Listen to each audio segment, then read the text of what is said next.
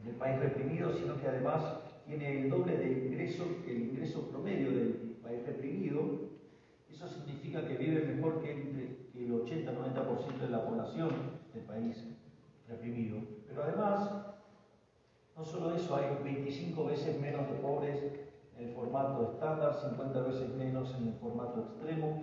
La gente vive un 25% más. Entonces, la realidad es que los números en favor del liberalismo y del capitalismo de libre empresa son contundentes. Entonces, la pregunta es, ¿y qué es lo que se está discutiendo? Bueno, justamente lo que nosotros venimos a plantear hoy es que no alcanza solo con mostrar una superioridad en términos cuantitativos. De hecho, salvo algunos lugares en general, nadie pone en duda la mayor productividad del sistema capitalista. Es decir, la caída del muro dejó en evidencia el fracaso del socialismo real, que ha sido siempre un fracaso en lo económico, en lo social, en lo cultural, y además asesinaron a 150 millones de seres humanos con un sistema ridículo. Sin embargo, la izquierda no se quedó ahí y decidió dar la batalla en otro plano.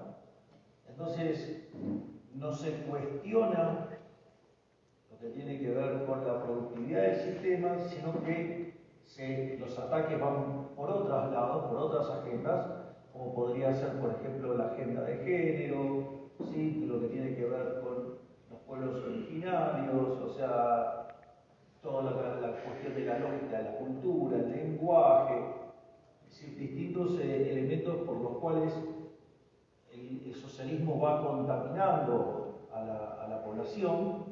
Y en el plano económico no discuten la productividad, sino que discuten básicamente que el sistema es inmoral. Y entonces, hay un libro muy bueno de Israel Kirzner que se llama Creatividad, Capitalismo y Justicia Distributiva, y él, cuando hace el análisis y plantea esta situación, dice: nadie discute la superioridad, pero dice, pero si el sistema fuera injusto, no merece la pena ser defendido. Entonces, lo que hace en ese libro Israel Kirzner es mostrar que además en el plano moral, los valores que abraza el liberalismo, el capitalismo de libre empresa son deseables, mientras que los valores subyacentes que están en el socialismo son fuertemente repudiables, como la envidia, el odio, el resentimiento, el trato desigual frente a la ley, el robo, el asesinato. Si nadie, digamos, en su sano juicio puede estar de acuerdo con eso. Y ahí la clave es cómo se llega uno a poder desentrañar toda esta maraña. La realidad es que uno cuando empieza a... Porque uno dice, bueno, si la teoría económica quedó desplazada ya cuando aparece la obra de Menger de 1871, los principios de economía política, donde se desarrolla la teoría subjetiva del valor, algo que hace en paralelo Menger con William Stanley Jevons y con León Barra. Entonces la pregunta es, ok, en el plano teórico fueron superados. Es más, el sistema marxista fue rechazado también completamente en una obra que es Eugene von Baber, que se llama La conclusión del sistema marxiano, y además la evidencia empírica también los condena. Entonces la pregunta es, ¿por qué se sigue defendiendo entonces ese sistema? La realidad es que si el sistema capitalista fuera injusto, tampoco valdría la pena defenderlo. La obra de Israel Kirzner justamente lo que trata de mostrar es ese punto, que es lo que voy a estar exponiendo yo hoy a la noche y dejando claro la cuestión moral. Pero al mismo tiempo, la pregunta es, ¿y por qué esta gente entonces sigue defendiendo ese sistema? Bueno, ese sistema, digamos, esos resultados, para poder derivar los resultados que derivan los socialistas, es fundamental contar con la teoría del valor trabajo para poder aplicar la teoría de la explotación de Rothbard o su versión mejorada, que es la plusvalía de Marx. Entonces, en el foco final hay un problema en la teoría del valor, y si esa teoría del valor fue refutada, ¿por qué lo siguen sosteniendo? Bueno, justamente por una cuestión de envidia, de odio, de resentimiento. Es decir, una de las cosas maravillosas que hay en una de las obras de Mises que se llama La mentalidad anticapitalista, es que las ideas socialistas les dan una justificación de por qué no son, digamos, para quedarse contentos de por qué no son mejores. Es el sistema capitalista lo que hace es dejar en claro quién es el mejor, quién es el peor, y lo pone, es como ustedes lanzan una maratón, y está claro que ganó el mejor, y así van quedando ordenados.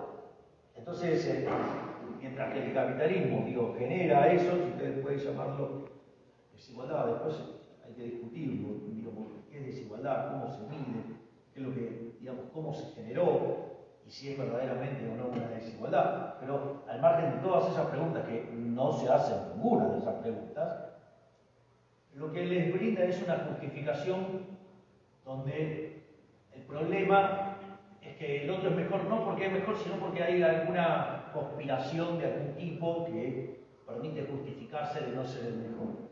Entonces, básicamente eso es lo que le permite a los socialistas, desde alimentar el odio, la envidia, el resentimiento, lo que permite generar estas cosas. Lo más emblemático es la cuestión de la justicia social. Donde la justicia social es injusta, porque la pregunta es, ¿quién de ustedes está a favor del robo? Y de tratar desigualmente frente a la ley a la gente. Yo no conozco a nadie que esté a favor de esas cosas espantosas. Y sin embargo, la justicia social es eso.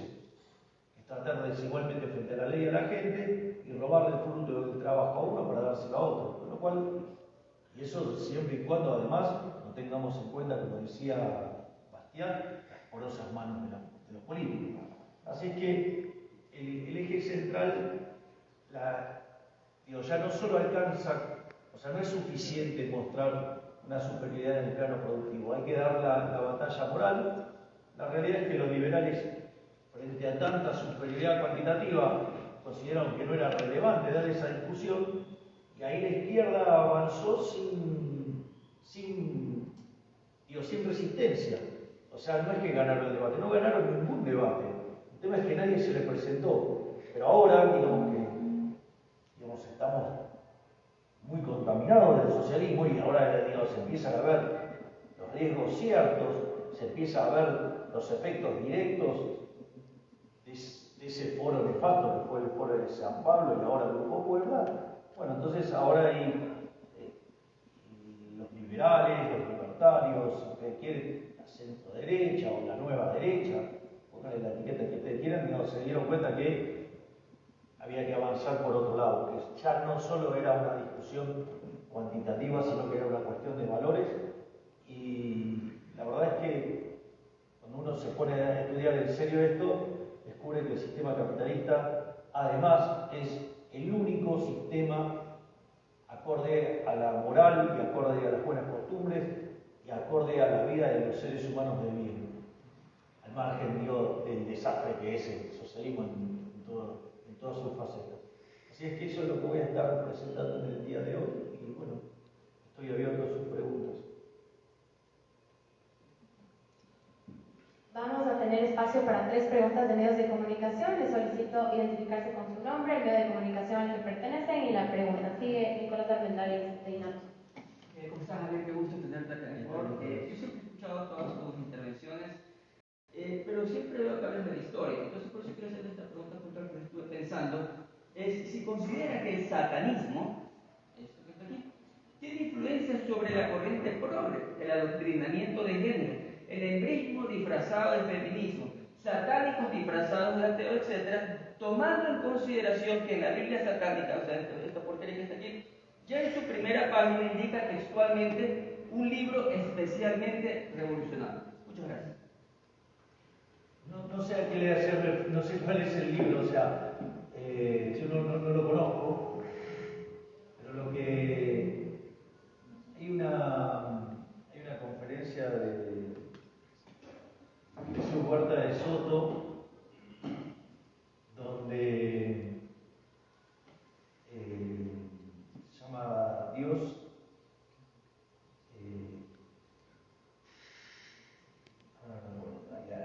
Jesús anarcocapitalista. Sí, claro, cuando dice Dios es anarcocapitalista.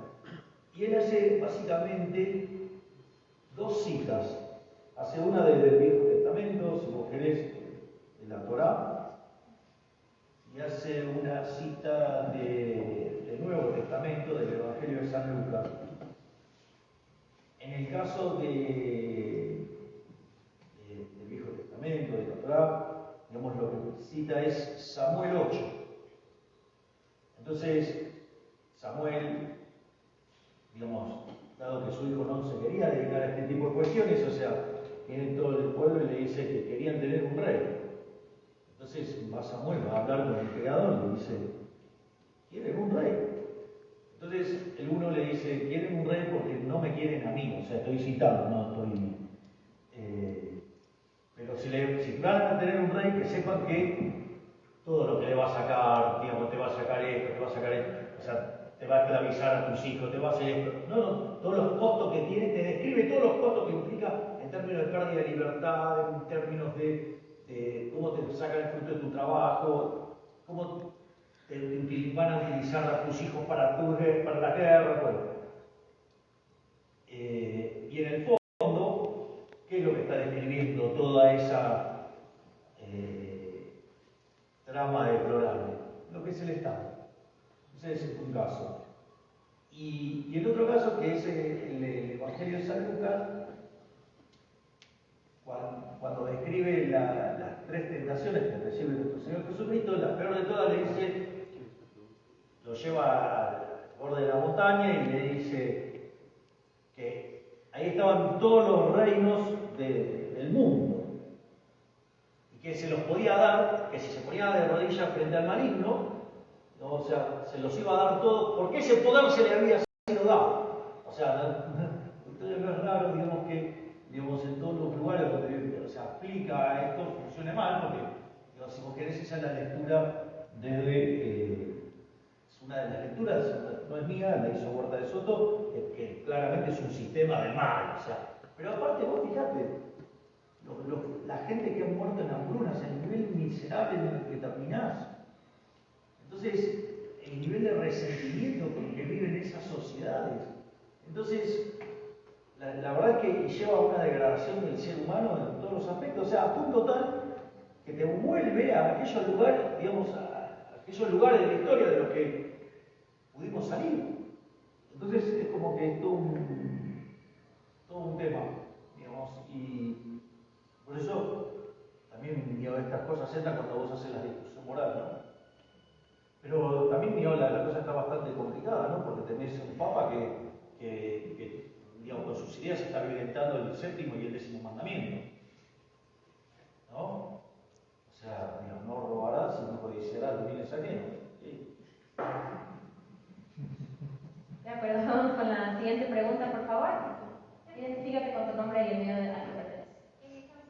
Mi nombre es Alejandra Cuevas, soy de la Data de CERF, aquí en el país.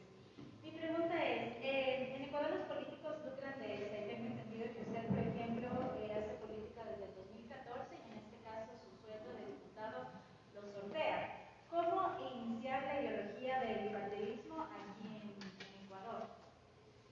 Bueno, en rigor, yo tengo fuerte exposición en los medios desde el 2013 y el 2014. O sea, en el 2014 me hice conocido. Pero como economista. O sea, había presentado junto con unos colegas un libro que se llama Política Económica contra Reloj. Y utilizamos calibramos un modelo de crisis de balance de pago de primera generación con tiempo de crisis. Y dijimos, mire, hagamos algo porque se explota y salió el libro y a los días estaba dándose la crisis. Pero que yo hago política, yo me metí en política básicamente el 22 de octubre del 2020, cuando yo festejé mi cumpleaños en Plaza Holanda y dije que me iba iban a meter en política. La realidad es que yo siempre me sentí mucho más identificado con la batalla cultural. Es decir, pensaba que la fecha que yo empecé a salir en televisión, ser liberal era mala palabra, o sea, era una cosa... De hecho, se usaba decirte liberal a modo de insulto. Y bueno, ahí empecé a darle la batalla cultural, me fui involucrando más con eso. Y la realidad es que ahí el punto es que cuando ocurren las pasos del 2019, que el actual presidente de la República, Alberto Fernández, hace una elección verdaderamente impresionante,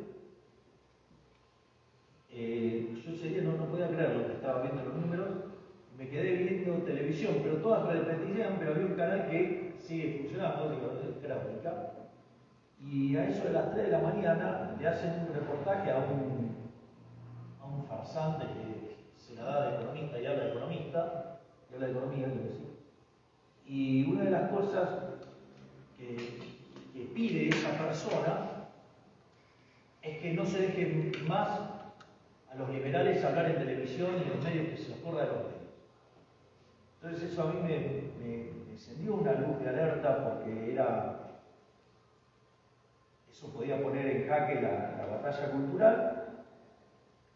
Y además, ese pseudoeconomista hacía cosas con el asesor en medios del presidente Alberto Fernández. Y de hecho, ya con Alberto Fernández como presidente, este asesor en medios, se llama Leandro Santoro, pedía explícitamente que se me censure a mí, así. Entonces dije, me parece que la batalla cultural va a estar complicada, y ahí decidí meterme. Y bueno, cuando nos metimos en la política, o sea, participamos en la elección para diputados nacionales en la Ciudad Autónoma de Buenos Aires, y nos decían que primero que no íbamos a poder formar partido. La Libertad de Avanza se constituyó con 4 partidos y con 17 agrupaciones que apoyaban. Después nos dijeron que no íbamos a poder pasar el piso de las PASO. Después nos dijeron que íbamos a perder contra el voto en blanco. Después nos dijeron que la izquierda nos iba a golear. Y después, cuando ya el propio día de la elección hicieron correr encuestas donde de ninguna manera nosotros podíamos pasar el 9%. Y bueno, nosotros conseguimos 13,6% de los votos, y lo importante es que no solo habíamos conseguido 13,6% de los votos y estábamos cerca de poder lograr 2 diputados, sino que además el oficialismo porteño había creado una lista solo a los efectos de destruirnos a nosotros, dicho por la propia gente, que están los videos de la propia gente de ellos, diciendo que su única finalidad es perseguirnos y tratar de ensuciarnos y corrernos a nosotros del juego. Y es que más, dicho por otra de las listas que competían. Es más, están así que ellos tenían que resolver la interna de ellos, y en lugar de debatir con ellos se dedicaban todos a pegarme a mí. Y después lo que quisieron instalar es que después de las PASO nuestros votos iban a caer, porque como el voto de las PASO era un voto más libre, por decirlo de alguna manera, no estratégico, menos comprometido, pero que entonces nos íbamos a caer a pedazos para la elección, digamos, de los cargos. Y consideraban que con suerte yo podía llegar a ganar una banca. Y la realidad es que terminamos sacando 17% de los votos. Es la primera vez que un liberal libertario, o sea, no solo logra conformar partidos, sino que además logra ingresar al Congreso y tener una banca, y al menos en el mundo hispanoparlante así es. Y bueno, y a partir de ahí empezamos a trabajar. Lo primero que generó mucho ruido fue cuando hicimos el sorteo de la dieta. Eso a los políticos los incomodó mucho, porque yo lo llamo principio de revelación. El principio de revelación ya está en la Torá con Salomón, con el rey Salomón. O sea, porque ¿cómo es la historia? Vienen dos mujeres que reclaman ser la madre de una criatura. Entonces el rey Salomón, en su gran sabiduría, que dice, bueno, lo partimos a la mitad. Entonces, ¿qué es lo que pasa? La verdadera madre, ¿qué hace? Dice que no. La otra no le importaba, porque justamente no era. Sí, porque si lo partía a la mitad, lo mataba. Entonces queda en claro que aquella mujer que dijo que no, ¿era quién? La verdadera madre. Es decir, ¿cómo aplica esto el principio de revelación? El principio de revelación es que se muestra la información. Entonces, ¿qué pasa? Te das cuenta que no hay tanto de vocación de los políticos porque ganan mucho más que el ciudadano promedio, mucho más que el ciudadano mediano, que es el más representativo. Y lo que es peor todavía, lo que más los incomoda y más violento los pone, es que además queda claro que el nivel de vida que lleva no se cotiza con la plata que gana.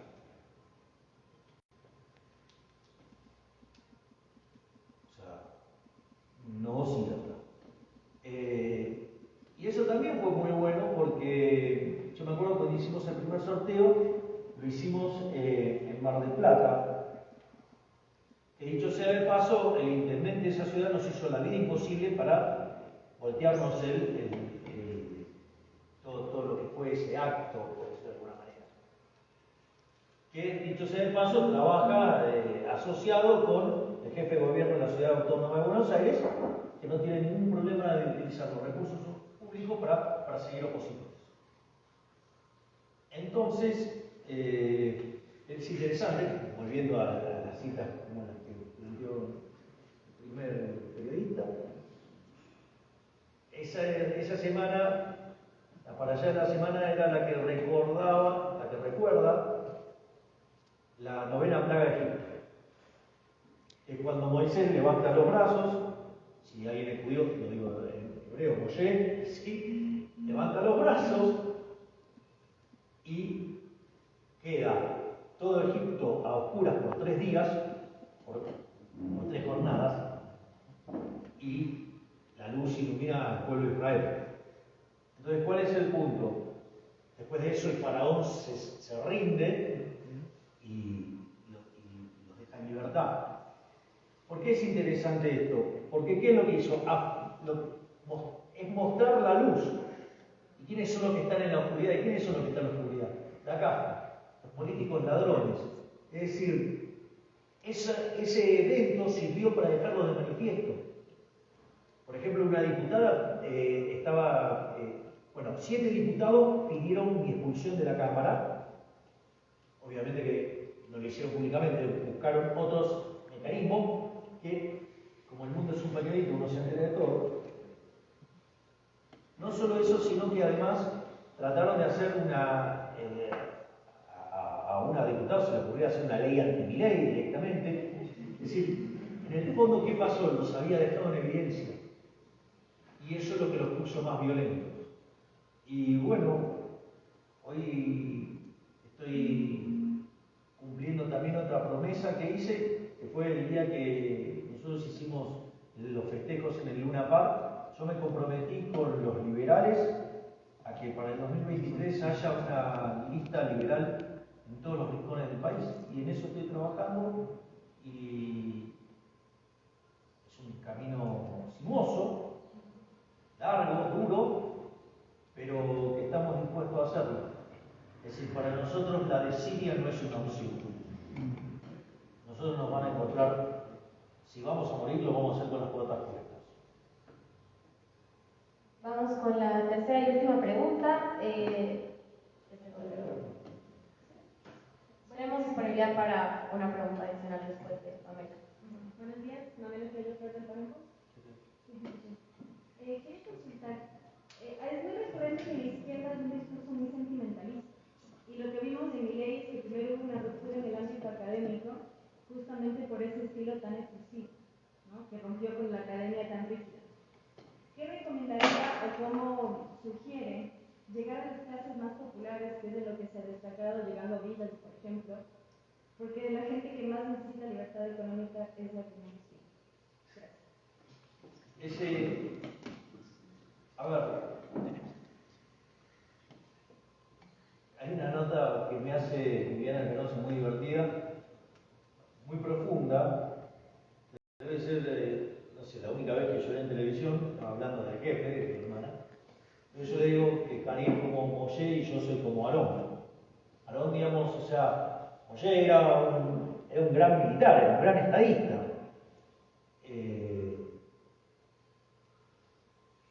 Pero, digamos, no era un buen comunicador. Entonces el creador le manda a Aarón justamente para comunicar. Yo soy un buen divulgador. Entonces, qué sé yo tengo toda una carrera académica, pero un día decidí pasar a la divulgación y es un esfuerzo de tratar de divulgar y que se entienda fácil. Pero es cierto, o sea, siempre los socialistas apelan a los sentimientos. Bueno, vos tenés que tomar esa reflexión que hace y ver qué implica, en términos de libertades, en términos de propiedad, en términos de la vida. Entonces, cuando vos tenés muy aceitado el mecanismo, vos directamente, por ejemplo, viene alguien y te hace, lo hice yo recién con ustedes, el mismo ejercicio de la justicia social. Entonces te digo, ¿quién está a favor del robo? O sea, ¿hay alguien que está a favor del robo? ¿Hay alguien que está a favor de la violencia? ¿Hay alguien que esté a favor del trato desigual frente a la ley? Entonces vos tenés que decodificar todos esos resultados del liberalismo en términos de valores morales. Y cuando los socialistas, o sea, vienen a buscar a destruir eso, vos tenés que decir, vos estás a favor del robo, vos estás a favor, pero tenés que encontrar cuál es qué parte de los valores morales están, digamos, atacando. Porque entonces de esa manera lo dejas en evidencia que en realidad es un panfletero que apela, digamos, es una falacia, apelar a los sentimientos. ¿Sí? No algo que sea concreto, sino algo. Vos fíjate que, mirá esto. En este momento en Argentina está avanzando, quieren avanzar con el tema de la ley del odio. Un invento de Fidel Castro que en Venezuela se aplicó, se aplica, pero básicamente lo que hace es perseguir al que piensa distinto. Es decir, si vos no decís las cosas que dicen los socialistas, a eso ellos lo llaman odio. Y eso no es trivial, porque la realidad es que en el único lugar donde funciona el socialismo es en la cabeza de los que lo pensaron. Después la vida real es un desastre. Entonces cuando viene un socialista y te dice que 2 más 2 es 25.875, o sea, vos le decís, no, mirá, es 4, te van a acusar de odio. Es decir, no es opinable, 2 más 2 es 4, no es un problema de percepción, de arte o lo que fuera. 2 más 2 siguen siendo 4. Y entonces, eso de que, no, bueno, esa es tu opinión, mi opinión es distinta. Bueno, mira, ojalá, ok, opina lo que quieras, sigue siendo 4, opina lo que quieras, pero no se te ocurra hacer un puente o algo por el estilo, digo, porque se van a matar un montón de personas con la matemática que manejas. Entonces vos fíjate esto, una de las cosas que yo hago siempre es, hay una frase de Milton Friedman que decía, primero los datos, el tipo los volvía loco a sus estudiantes, primero, si vos eras de otro país, que estabas ahí en Chicago estudiando con él, te volvía loco porque te preguntaba sobre tu país, yo creo que no tenía recontra estudiado, y entonces te decía, ¿de dónde se fue el dato? Te corría y te decía y te volvía loco, era primero los datos, y en eso de primero los datos, ¿qué es lo que pasa? Vos fíjate que todas mis argumentaciones, fíjense cómo arrancó en la conferencia. ¿Con qué arrancó? Con los datos. O sea, primero los datos. Y entonces, usted imagínense que le van a ir a hablar de datos a los socialistas, digamos, que fracasaron en todo lo que hicieron, es decir, todo lo que tocan los pudre. Entonces, claro, cuando vos le hablas de datos, entonces eso es odio. Entonces, digamos, o sea, ¿y quién es el que más datos usa en esto de debate? Yo. O sea, que soy el odiador número uno, motivo por el cual, ¿sí? Algunas de las, digamos, de hecho lo dijeron abiertamente, que me tildan a mí como la persona del odio. Bueno, tiene que ver con eso.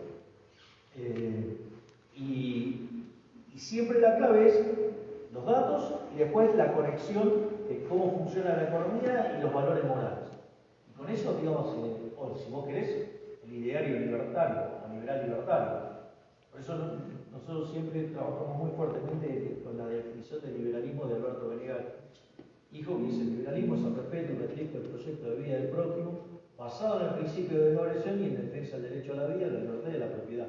Y vos con eso podés, cualquier cosa que te trae, la podés encuadrar para analizarla desde el punto de vista liberal. Y con eso te generás unos problemas enormes. Y como lo dejas en contradicción, entonces, ¿qué es eso? Odio. Porque todo lo que no sea socialista, ellos lo llaman odio. Vamos con una pregunta ¿Sí? Muy buenas tardes, me presento. Soy Jaime Andrés Verduga Reyes, estudiante de Ciencias Políticas de la Universidad Central del Ecuador y miembro del Movimiento FARC. Y tengo un planteamiento para usted, señor Milei. Bueno, como sabemos, en cualquier sociedad, la política y la economía, bueno, principalmente la economía, la política, son dos elementos que se encuentran inherentemente presentes en toda sociedad. Entonces, o sea, la política se halla presente como el campo por el cual las sociedades batallan por establecer su hegemonía por sobre otros grupos y por ende ver realizados sus intereses mediante esta batalla. Esta visión, pues, como ya algunos podrán ver, es un tanto schmittiana, no un tanto, sino schmittiana mismo. Y esta visión se acopla perfectamente a la noción que Franz Oppenheimer, un profesor de la teoría anarquista principalmente, tiene sobre el Estado. Es decir, la visión que tiene Oppenheimer sobre el Estado como un origen violento y también como medio de hecho, el Estado es una organización criminal, violenta, que vive de una fuente coactiva de ingresos que se llaman impuestos, y por ende los políticos son ladrones, motivo por el cual yo devuelvo la política. Sí. Y bueno, entonces, básicamente, Franz Oppenheimer ve al Estado como el medio de organización de... O sea, bueno, no, como la organización de los medios políticos en sí. Entonces, aquí, bueno, vemos que esta visión de Schmitt y de Oppenheimer se complementa perfectamente, pero entonces esto me lleva a pensar que al existir inherentemente la política en toda sociedad, la política sí o sí va a terminar conllevando al Estado, por lo cual el Estado se vuelve algo inevitable. Entonces aquí lo que viene siendo mi duda y mi pregunta es, ¿cuál es la propuesta libertaria sobre la política y cuál es la forma que esta política terminaría dando al Estado, ¿no?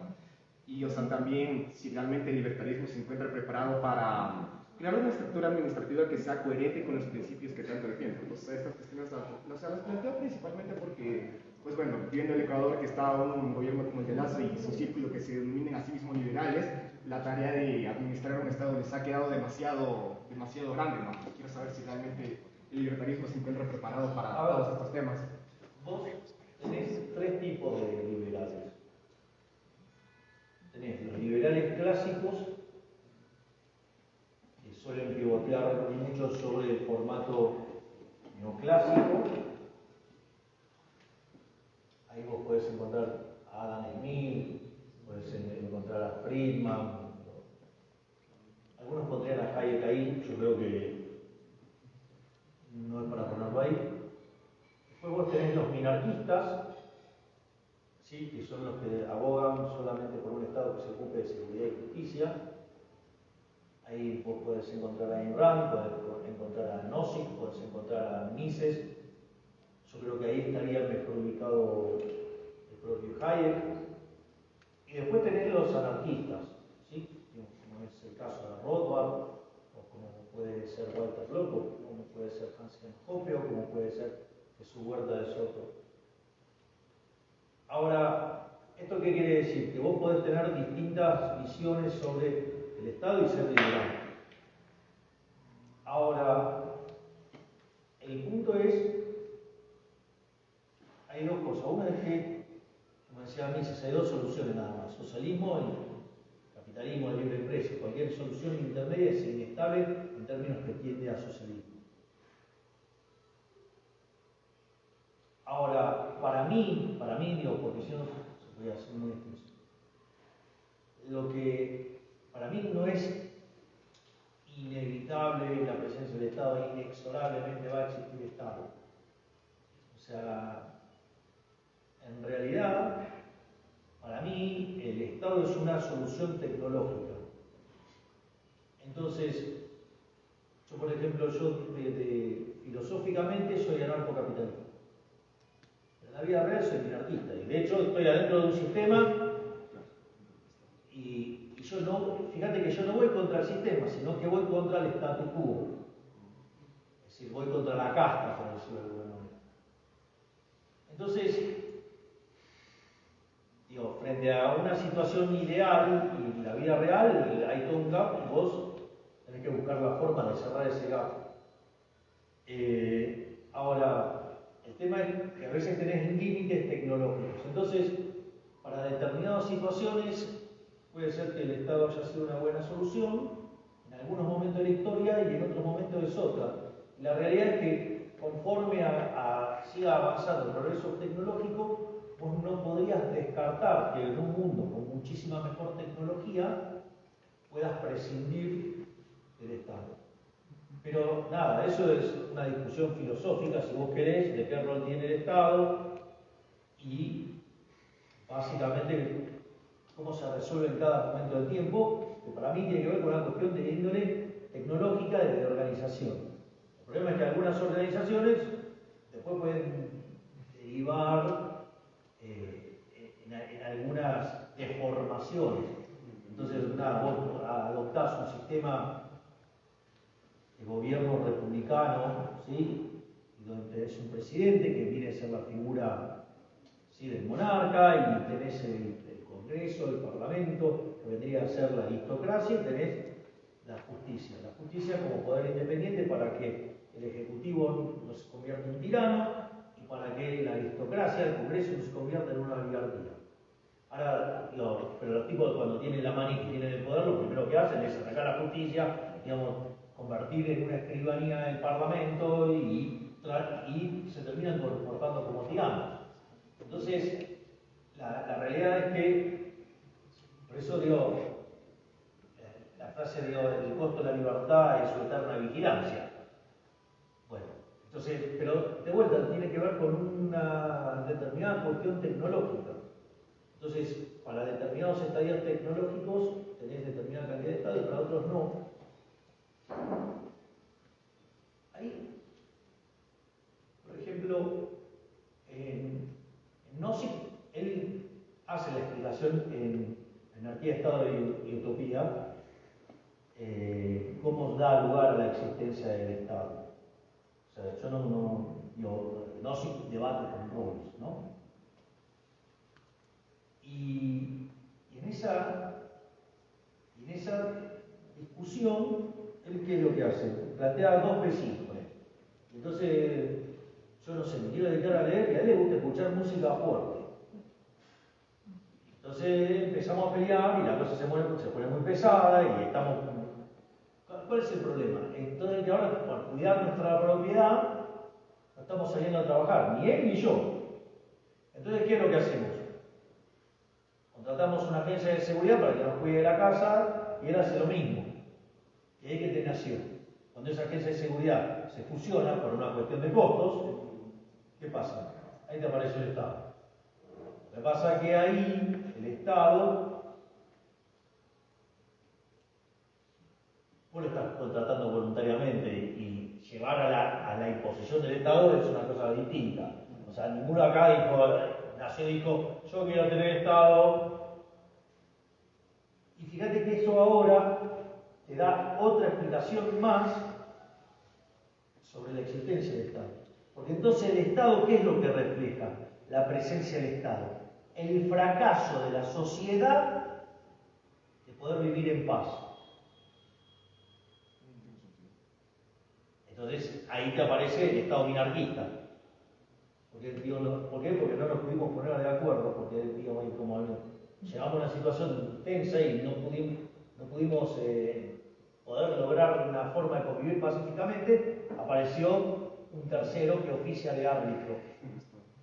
Claro, sí, pero después el Estado crece y ahí empiezas a tener los otros problemas. Entonces, yo creo que conforme avance la tecnología, que puedas definir mejor los derechos de propiedad, que puedas definir mejor los límites, digamos, que surjan naturalmente de ello, vos vas a necesitar menos Estado. Porque si quedara claro que el derecho es al silencio, él no puede tener ese nivel de ruido. ¿Ok? Y si pero eso es también lo que hace Coase y lo resuelve en externalidades, lo puedes ver en cualquier libro de microeconomía. Entonces, pero conforme a la sociedad evoluciona y más liberal es y se construye sobre la idea de la cooperación social, que es una de las instituciones del capitalismo, porque es sobre lo que se sostienen los intercambios libres, vos vas a necesitar cada vez más una sociedad que tenga menos estados.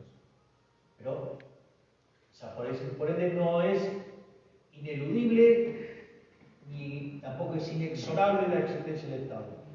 En realidad es una cuestión tecnológica y para niveles tecnológicos más elevados y con una sociedad que no caiga en la trampa de no poder convivir, digo, vas a necesitar menos Estado. Vos fíjate esto, ¿qué es lo que hacen continuamente los populistas? ¿Sí? Caen en la falacia del polilogismo continuamente. Yo soy la patria, ustedes son los antipatrios. Yo soy el bueno, ustedes son los malos. ¿Sí? Y fíjate qué es lo que hace eso. Hace que, en lugar de que vos cooperes pacíficamente con el resto de tus pares humanos, terminás enfrentados y en una situación violenta. ¿Y eso a qué lleva? A más Estado. ¿Y quiénes son los que se benefician de eso? Los políticos, que son los parásitos que viven del Estado. ¿Y cuál es el incentivo de los políticos? A que haya más Estado. ¿Por qué? Porque de ahí es de donde muerden ellos.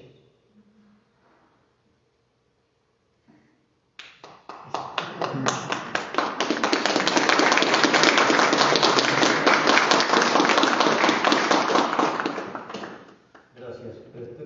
Parezco más... Estoy más hablando como economista y filósofo liberal que como político.